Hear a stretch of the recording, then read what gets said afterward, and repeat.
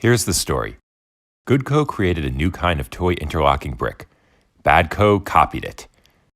You are Good Co's attorney preparing for the patent infringement suit. So first, we'll open the Good Co patent project in LiquidText. I've already imported the documents I need, starting with the relevant area of US patent law. I'll add a title heading then to my workspace, Laws Bad Co Broke. Then I'll select the relevant piece of patent law and drag it out into my workspace and put it under that title heading. Now I'll open the International Patent Law and do the same thing.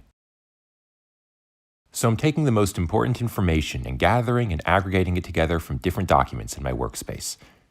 Next, I'll open the deposition transcript with the creator of this technology at Good Co, and we'll highlight the most important parts. Now we'll take the key concept that the inventors say was copied, and we'll move that to the workspace as well. But to prove it was copied, I'll open the Good Co patent.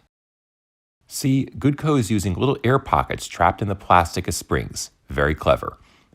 So I'll add the title, What We Created. Then I'll select this image with my Apple Pencil and pull it out into the workspace like this. Now I'll add a claim as well, but to be sure I'm adding the right one, I need to compare the claim and the diagram. So I'll use 2 fingers to pinch the document to bring both pages side by side, and I can find the relevant claim easily. Now I can select the claim, pull it out, and connect it to the diagram. Now to get evidence of how Bad Co copied us, I'll open their webpage, which I imported earlier. I'll pull out the incriminating image showing them ruthlessly using the same air bubble technology as us. And I'll take out their description too. I'll add a title heading, Bad Co's Copy, and attach that to the group. I want to emphasize what they copied, so I'll use my pen to draw some circles to really point out that area clearly. I also want to show that these 2 groups relate to the deposition transcript, so I'm just going to draw some lines connecting them. But these lines are live ink links, so they can move around, and you can even use them to get from one object to the other. So notice what we've done. We've integrated information from various sources, connected it, mixed it with our own ideas, and formed a single coherent body of knowledge in the workspace. Now I need to get ready for my meeting with the judge. So first, I'll review the transcript. I want to review the highlights, but it's hard to see the big picture, so I'll use Highlight View and squeeze the transcript to bring them all together and see them at once. Isn't that cool? And I can stretch to see the context around them as well. I should also take a look at the relevant patent law, so I can just touch the links on those excerpts to go right back to the source documents. And I'll do the same thing for the Bad Co webpage. But while I'm here, it looks like they claim they invented this technology, so they may be guilty of false advertising as well as patent infringement.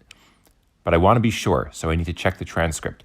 So I'll hold my finger on the webpage while tapping the link on the transcript excerpt, and it shows me both at once, so I can compare them side by side. And yes, they do seem to be guilty of false advertising. So I'll draw an arrow from the first document into the second, and it creates a live ink link, crossing between my documents. And so later, if I'm on the website, I can always tap the arrow to get right back to that transcript quote.